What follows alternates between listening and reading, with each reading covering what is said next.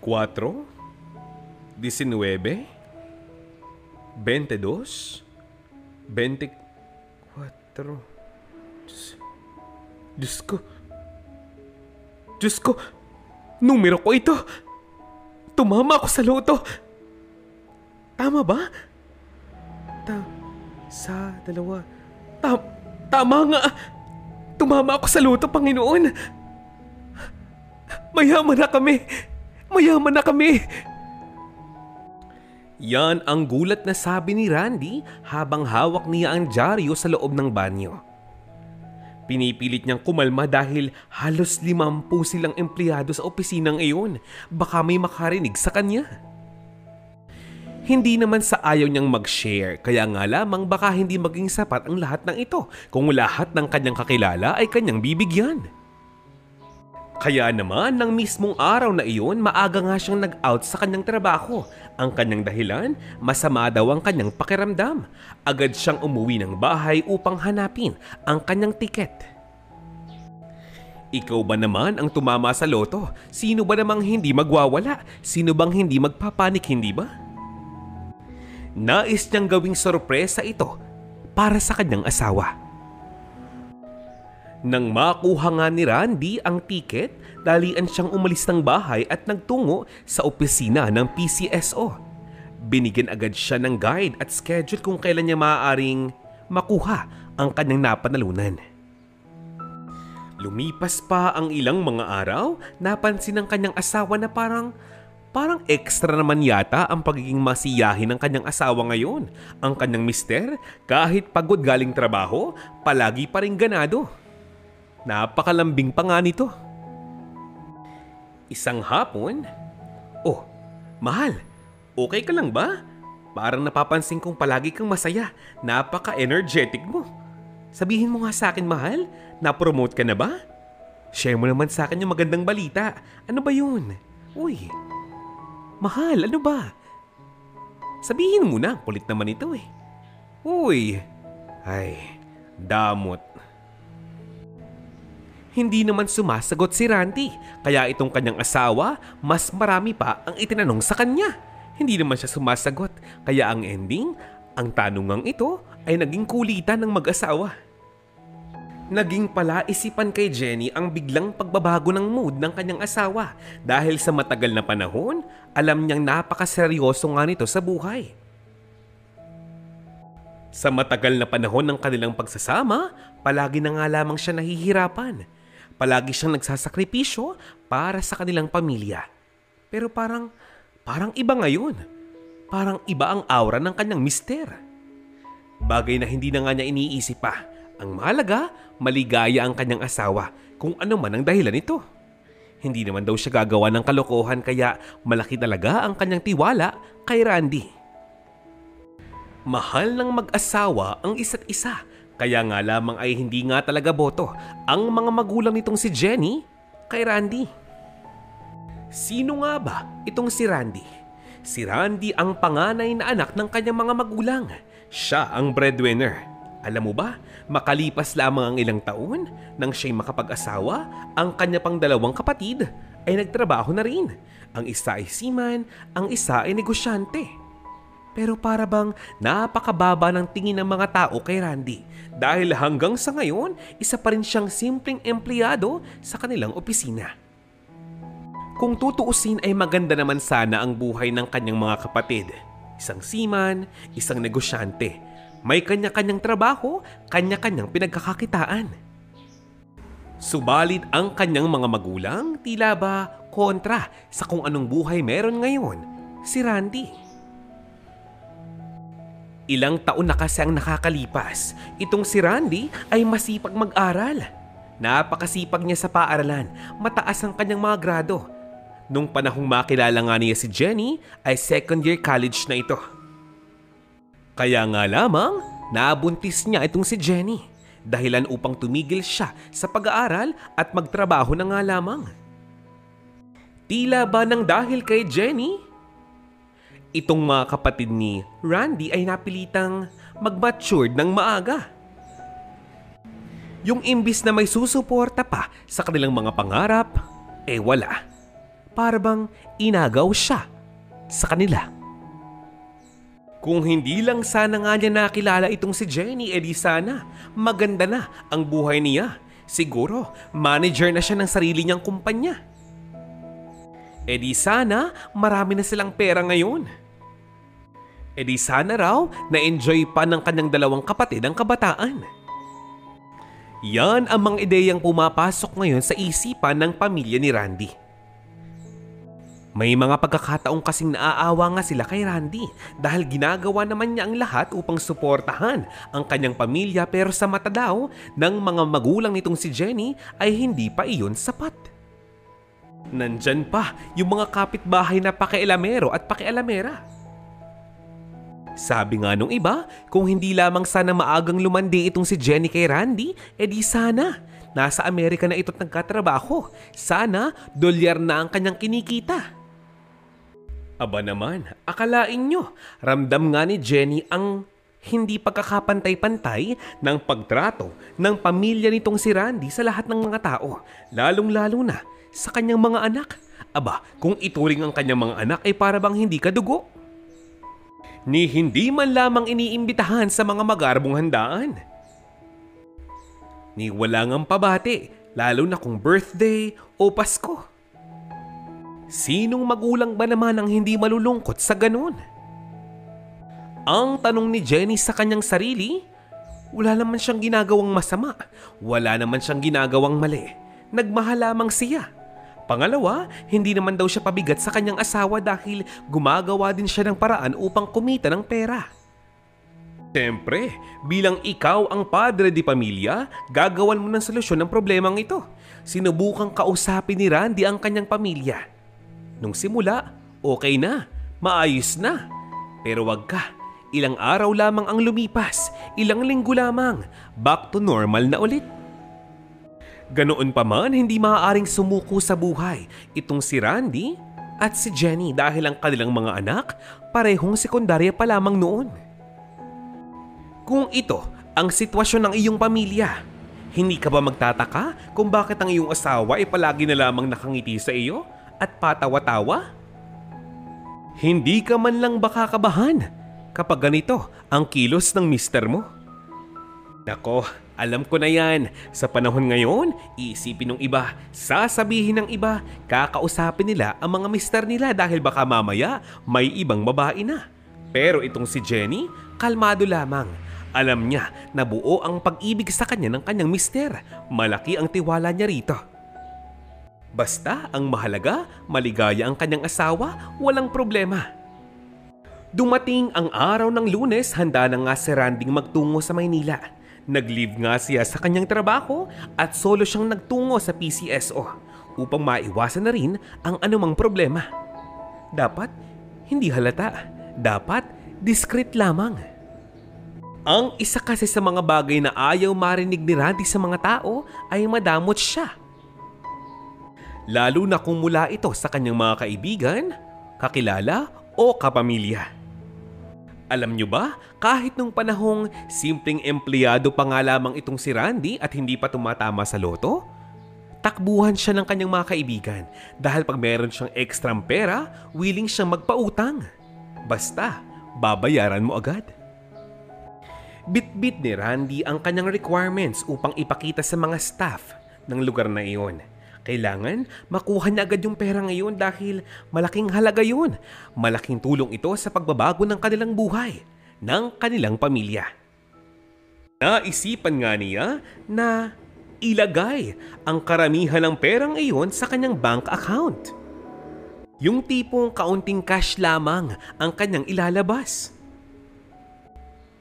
Bakit ka naman hindi? Makakaipon pa siya ng malaking interes doon, hindi ba? Sa kanyang bawat hakbang, ang laki ng kanyang dalangin sa Panginoon. Pasasalamat sa lahat ng biyayang kanyang natatanggap ngayon, lalong-lalo na sa buhay niya at sa buhay ng kanyang pamilya. Hanggang sa mapadaan nga itong si Randy sa isang lumang simbahan. Muli siyang dumalangin at nagpasalamat sa Panginoon. Sabi nga niya, utang niya ang lahat ng bagay na meron siya ngayon sa buhay niya sa Panginoon. Hayaan daw siyang bigyan ng pagkakataong mabago ang buhay ng kanyang asawa, ng kanyang mga anak, ng kanyang pamilya. Kailangan niyang bumawi sa mga ito pagkatapos ng matagal na panahon. Alam kasi ni Randy na magmula sa araw na iyon, magbabago na ang kanyang buhay. Wala namang naging problema sa opisina ngayon. Nakiusap lamang siya na baka naman maaaring wag nang mag-picture taking. Okay na yun. Araw na iyon, medyo kakaiba na ang pakiramdam nitong si Randy. Parang may mali. Parang may iba sa kanyang katawan. Baka nga naman daw na excite lamang siya kaya hindi na nga niya pinansin ito. Kinausap siya ng staff at tinanong ng mga impormasyon. Ibinigay niya ang requirements, ang mga papeles. Nakiusap pa nga siya na baka daw maaaring yung 10 milyon kunin niya at yung iba itira sa kanyang bank account. Bagay na pinayagan naman daw ng PCSO. Dahil siya naman yung bahala dahil pera naman niya yun. Habang ito ay nasa loob ng opisina, nakita niya ang isang poster, isang litratong nagpapakita ng limpak-limpak na pera. Biglang pumasok sa kanyang isipan. Ako? Magkakaroon ng ganoon? Saan ko gagamitin yun? Anong maaari kong bilhin? Paano kung tutulungan ng mga anak ko? Maaari ko kaya silang i-enroll agad sa kolehiyo kahit maaga pa? Ano kayang negosyong ibibigay ko sa asawa ko? Gusto ko magbakasyon. Saan kami pupunta? Ang daming ideyang pumapasok sa kanyang isipan. Sa sobrang excitement niya, bigla siyang nakaramdam ng hindi maganda sa kanyang dibdib. Hindi siya makahinga. Kahit naka-aircon yung lugar, pinapawisan siya. Ang pakiramdam niya ay napakasikip ng lugar na iyon. Tumingin siya sa kanyang paligid.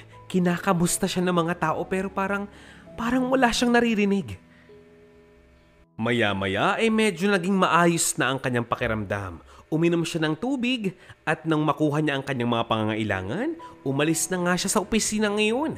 Dumiretso na nga siya sa pinakamalapit na bangko. Napakahaba ng pila, ang tagal niyang nakatayo. Ang mahirap dito, mag-isa lamang siya. Sa maniwala kayo't sa hindi, sa sobrang excitement niya, hindi pa siya nag-aagahan.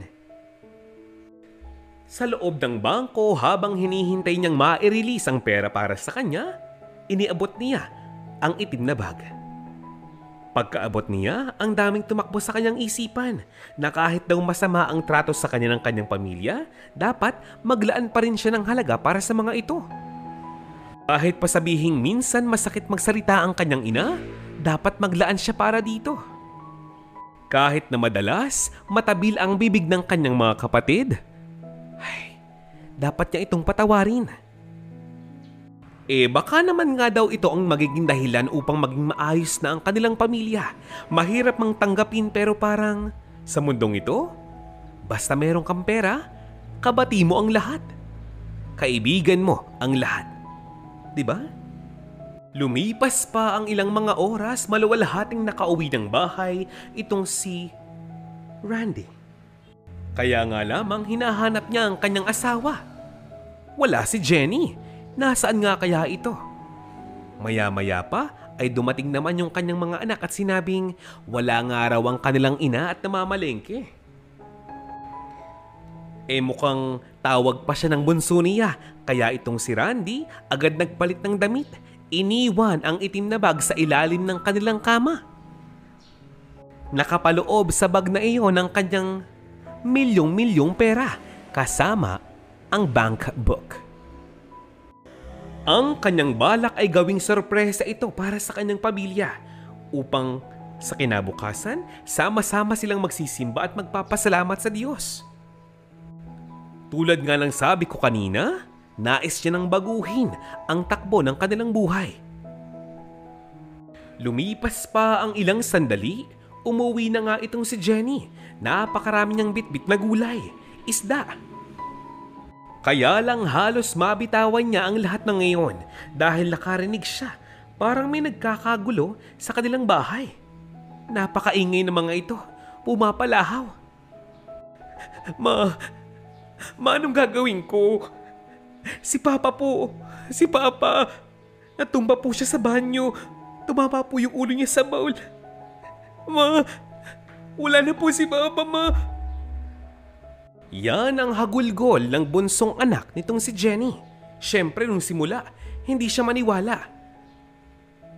Siyempre, hindi nga siya agad naniwala. Nanlamig ang kanyang mga kamay, nanlamig ang kanyang muka nang makita niyang ilabas ng kanyang mga kapitbahay ang kanyang asawang si Randy.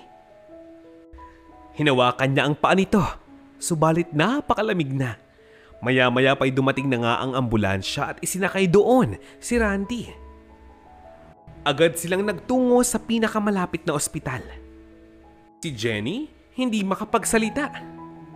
Nakatingin lamang siya sa mukha ng kanyang asawa. Habang nasa loob ng ambulansya, hindi mo makikitang umiiyak si Jenny. Walang emosyon ang kanyang mukha. Nakahawak lamang siya sa kamay ng kanyang asawa. Maya-maya pa ay nakarating na nga sila sa ospital. Nakakalungkot mang sabihin subalit dead on arrival na itong si Randy. Napag-alaman na ang totoong kinamatay ng lalaking ito ay atake sa puso. Ito ang naging dahilan kung bakit siya nawala ng malay at napatama ang ulo sa lababo at sa baul ng banyo.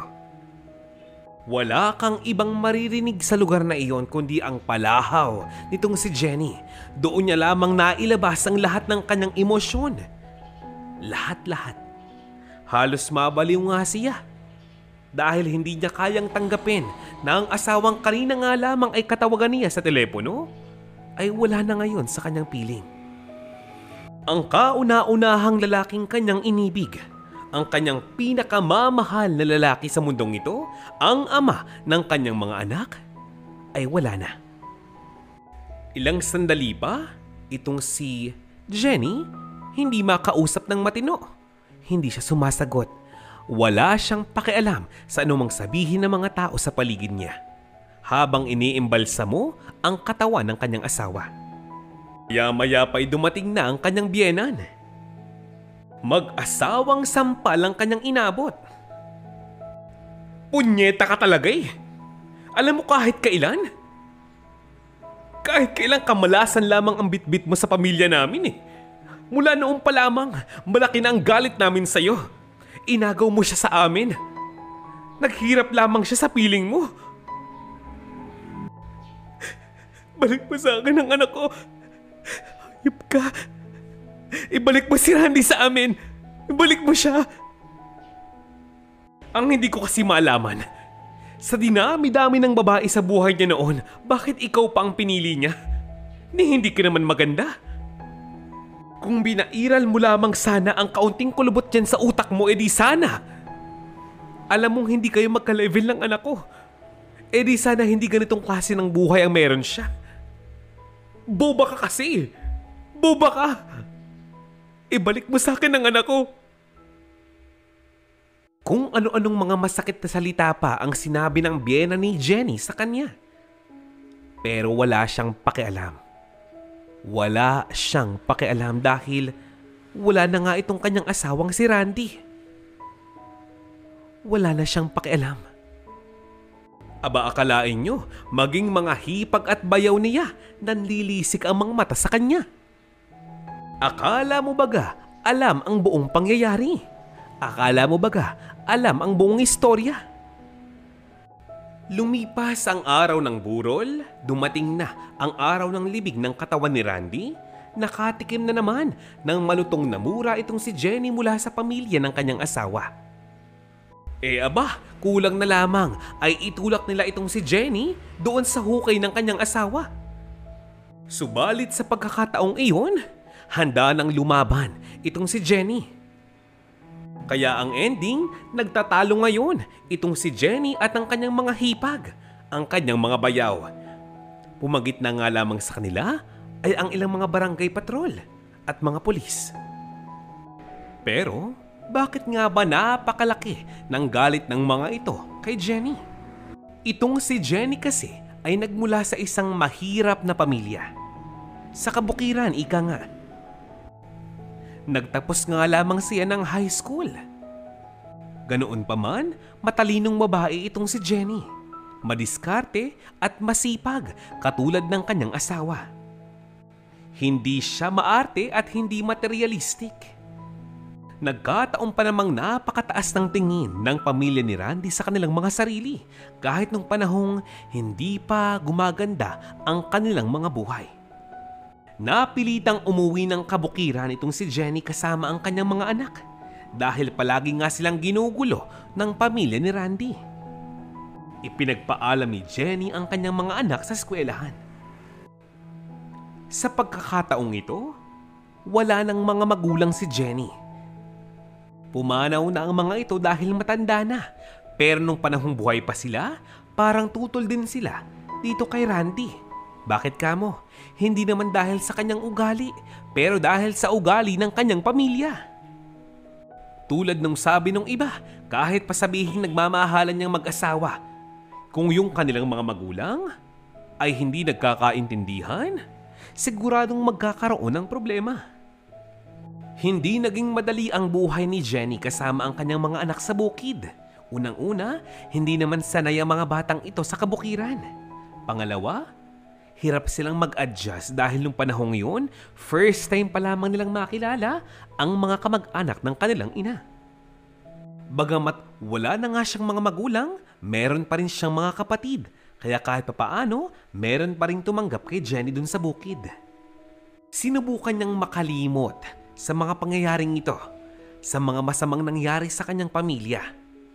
Pero pagkatapos ng 5 araw na bakasyon, kakailanganin niyang bumalik muli sa syudad kasama ang kanyang mga anak upang ipagpatuloy nga nila ang kanilang pag-aaral. Ang bahay na iyon na kanilang tinutulugan, tinitirhan ay kanila. Sa kanila nakapangalan ang titulo ng lupa at ng bahay. Mula nga nang sila'y bumalik, iba't ibang kalokohan na ang nagaganap. Minsan, ang kanyang mga bayaw nagwawala sa labas. Bakit kamo? Kasi pinapalayas na nga itong sina Jenny sa bahay na iyon. Ang kanilang katwiran, ang bahay na iyon ay pag-aari daw ng kanilang kuya at hindi kay Jenny. Maya't maya nang bubulabog. Dumating pa nga sa punto na maging sa online, sinisiraan itong si Jenny dahilan upang hindi nga siya makapag-apply ng trabaho. Kung dati nakakapag-online selling pa siya, ngayon hindi na. Kasi kahit isa, wala nang may tiwala sa kanya. Wala nang bumibili sa kanya. Anong gagawin? Siniraan na. Buti na nga lamang at meron pa siyang mga kaibigan na maaari niyang pagkatiwalaan. Tinutulungan pa siya sa panahon ng pangangailangan. Sa paglipas pa nga ng mga linggo, pati itong kanyang mga anak ay tila ba nabubuli na sa paaralan. Biglang pumasok sa kanyang isipan na bakit nga ba hindi na lamang ibenta ang bahay na iyon, tutal patay na ang kanyang asawa. Magaling pang mamuhay na lamang sa bukid. Doon, tahimik at simple nga lamang, walang maninira. Habang nag-aasikaso ng mga gamit sa loob ng bahay itong si Jenny, inihahanda niya ang kanyang mga kagamitan na maaari nga nilang madala. Nagwawalis siya sa buong paligid ng bahay maging sa labas. Lahat ng mga pasimano pinupunasan. Sa loob ng kanyang kwarto, naghanda siya ng isang malaking kahon at doon ilalagay ang kanyang mga damit, lahat-lahat ng mga gamit. Pero bigla siyang nagtaka. Bakit merong itim na bag sa ilalim ng kanyang kama? Wala naman siyang binibiling kahit na ano na ganoon. Tulad ng sabi ko, hindi siya materialistic. Kung hindi niya kailangan, hindi niya bibilhin. Medyo maalikabok na nga ito dahil nasa ilalim nga nung kama. Hinigit niya ito. Pagbukas niya, hindi nga siya makapaniwala sa kanyang mga nakita. Libo-libong bagong pera ang nasa loob ng bag na iyon. Agad nga niya itong binilang. Aba, mahigit 5 milyon ito. Hindi lamang 6, hindi lamang 7. Umabot ng 10 milyon ang pera sa loob ng bag na iyon. Kanino ito? Sinubukan niyang tingnan kung may laman pang ibang bulsa. Wala siyang nakapa kundi isang bank book. Kilala niya ang passbook na iyon. sa kanila iyong mag-asawa. Imposible siyang magkamali dahil may pangalan niyon. Halos lumuwa ang kanyang mga mata dahil sa halagang nasa loob nito. Kulang-kulang 200 milyong piso. Maging mga dokumento ay nakasipit doon. May pirma ng kanyang asawa at ang hindi niya nga magawang paniwalaan ay yung date na nakapaloob doon. Ang date ay yung parehong buwan kung kailan pumanaw ang kanyang asawa. Biglang pumasok sa kanyang isipan, ito ba ang dahilan kung bakit palaging nakangiti sa kanya ang kanyang mister? Kung bakit palagi itong ganado? Ito ba ang totoong dahilan kung bakit palagi siyang masaya? Nandoon ang patunay na itong si Randy nga ang may-ari ng perang iyon. Kung mismong siya ay hindi makapaniwala, maaaring ito ang naging dahilan kung bakit inatake sa puso sa sobrang kaligayahan ng kanyang asawa. Randy, Diyos ko naman Randy, bakit naman ganito? Kung kailan sana maganda na ang buhay natin dito, saka ka naman nawala. Panginoon, hindi ko malaman kung magiging masaya pa ako o malungkot.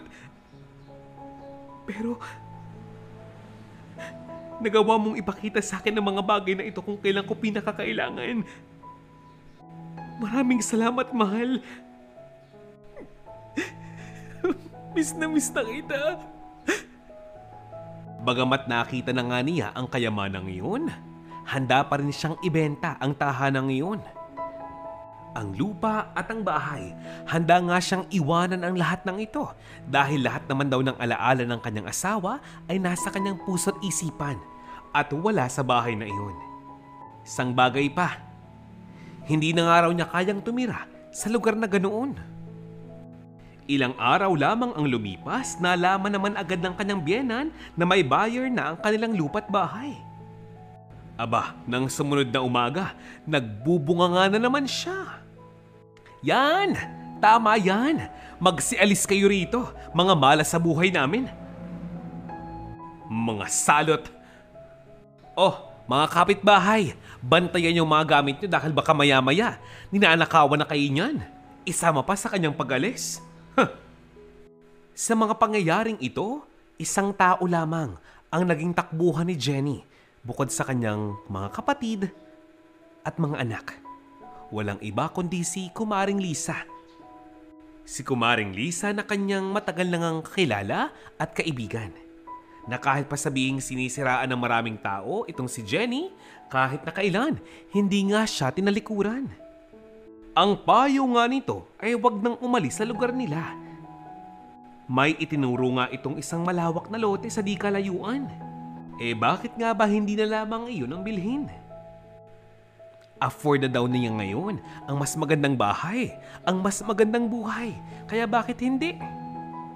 Tama ang inyong narinig dahil nga best friend niya itong si Lisa, nagawa niyang i-open dito ang tungkol sa pera. Ay naku naman Maring Jenny, di ba nga sabi ko sa'yo hindi naman yun kasalanan? Walang mali sa gagawin mo. Ipagtatanggol mo lamang ang iyong sarili. Ipakita mo sa kanila na wala ka namang ginagawang mali. Alam mo sa ginagawa mong pag-alis, iisipin nila na tama sila sa mga ideya nila tungkol sa'yo. Huwag kang mag-alala. Lahat ng lihim mo ay safe na safe sa akin. Magkaibigan tayo, di ba? Kahit samahan pa kita para kausapin niyo may-ari ng loteng iyon. Kung bahala sa'yo, malay mo makadiscount ka pa. At yun na nga ang nangyari.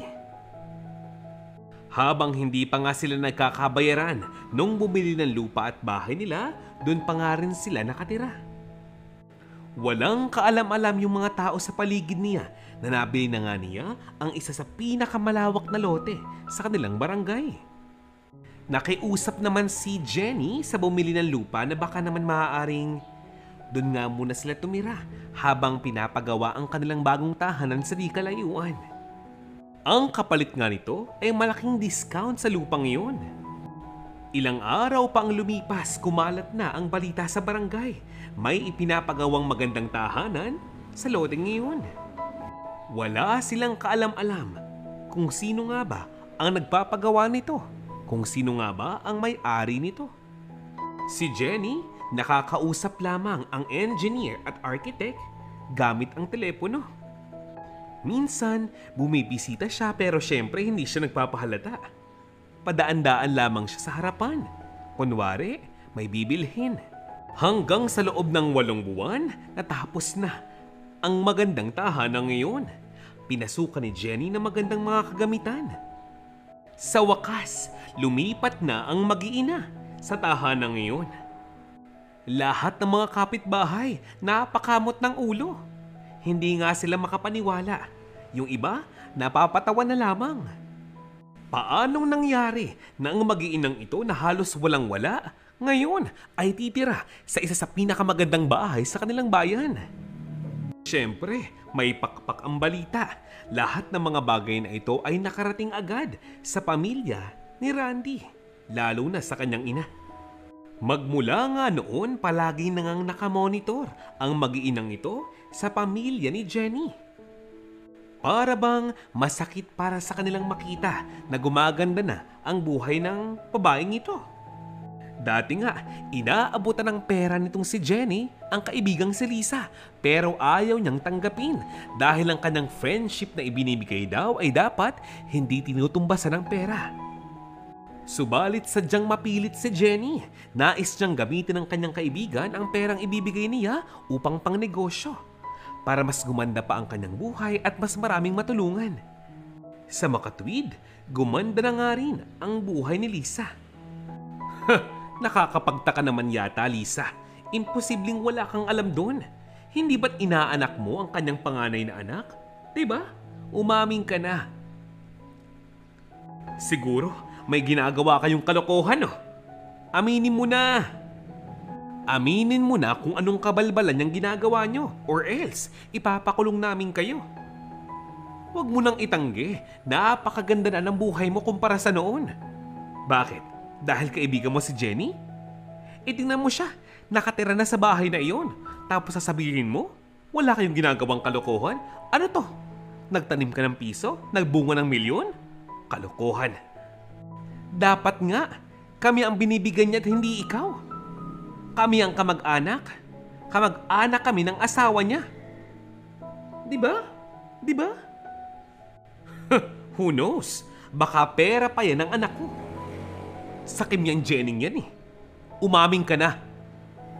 Yan ang sabi ng biyena ni Jenny nang kumprontahin nito si Lisa. Ang sabi ni Lisa, alam nyo tita, hindi naman sa ayaw ko po kayong kausapin pero sa maniwala po kahit sa hindi, wala akong oras makipagtalo sa inyo. Alam nyo kung tutuusin, kung ako si Jenny, gagawin ko ang parehong bagay na ginagawa niya ngayon. Kahit piso hindi ko kayo aabutan. Oh, bakit parang gulat na gulat ka? Tita, sa dami ng kalokohang ginawa nyo kay Janet sa mga anak niya, imposibleng gumawa siya ng paraan para tulungan kayo. Pangalawa, di ba maganda ang buhay ninyo? Anong inaasahan nyo sa kanya? Kung totoong mayaman siya, aba, siya ang tanongin ninyo kung balak niya mag-abot sa inyo. Pero kung ako, no way. Yan ang sabi ni Lisa. Walang nagawa ang mag-ina kundi mapakamot na lamang ang ulo. Kasi kung tutuusin, may punto naman ang lahat ng sinabi ni Lisa. Itong si Jenny, hindi para sayangin ang lahat ng perang iniwan sa kanya ng kanyang asawa. Alam mo ba, binigyan niya ng tulong ang mga taong alam niyang tumulong din sa kanya. Binigyan niya ng trabaho, binigyan niya ng negosyo. Siyempre, sinigurado niya ang kinabukasan ng kanyang mga anak. Ang lahat ng funds para sa pag-aaral nga nila sa hinaharap, lahat nakaredy na. Lalo na ngayon, ang dalawang anak nitong si Jenny at Randy balak mag-abogado. Sa paglipas pa nga ng mga buwan, walang tigil sa pagyabong ang mga pinatayong negosyo nitong si Jenny. Trabaho, trabaho, trabaho. Samantalang ang kanyang biyenan, nako, baong-baon sa utang. Ngayon, labas-pasok pa sa ospital. Nais nga niya sanang bigyan ng tulong ang mga ito. Kaya lang tuwing hahawakan niya ang kanyang pisngi, ramdam pa rin niya ang sakit ng sampal nito. Tuwing makikita niya ang picture ng kanyang mga bayaw at hipag, bumabalik sa kanya ang masasamang alaala. Palibhasa, itong si Jenny ay sadyang abala na nga din sa kanyang sariling buhay. Ipinagpasa Diyos na nga lamang niya ang buhay ng pamilya ng kanyang asawa. Walang mahalaga ngayon kay Jenny kundi ang maibalik sa Panginoon ang lahat ng tulong na ibinigay nito sa kanya. Kahit palagi siyang abala, naglalaan siya ng panahon upang kausapin at kamustahin ang kanyang mga anak, kahit pa sabihing nasa edad na nga ang mga ito para mag-asawa. Palagi niyang ipinagdarasal ang kaluluwa ng kanyang asawa. Palagi siyang dumadalangin sa Panginoon na sana hindi tumigil ang pagbuhos ng biyaya sa kanya at sa mga taong minamahal niya. At dito na nga po nagtatapos ang ating istorya ngayong araw na ito. Maraming salamat po. Hello, shout out time! Hi, Glo Alusilio. Magandang araw po sa inyo. Bing Jorge, Mirna Galicia, Carmelina Parcon, Erlinda Claveria, Ana Fe Balba, Maximo Andalan, hello, Selvina Bajo, Mailen Del Rosario, Francisco Gonzalez, hi! At sa inyo rin po, Miss Presi Katsia at Rogelio Inigo. Shout out din po sa inyo, Miss Lea Sayowet, Adelaida de la Peña, Ling, at Cindy Manalata. Gina Tanega, Muma Hasul, Charles Kenneth Balielos, Elvira Basinag, last but not the least, Elisa Odeste. Maraming salamat po sa inyong mga komento, sa inyong mga pabati at pa-shoutout. Sana po ipagpatuloy pa po ninyo ang pagsuporta. This is Bonnie Malya TV. Paalam!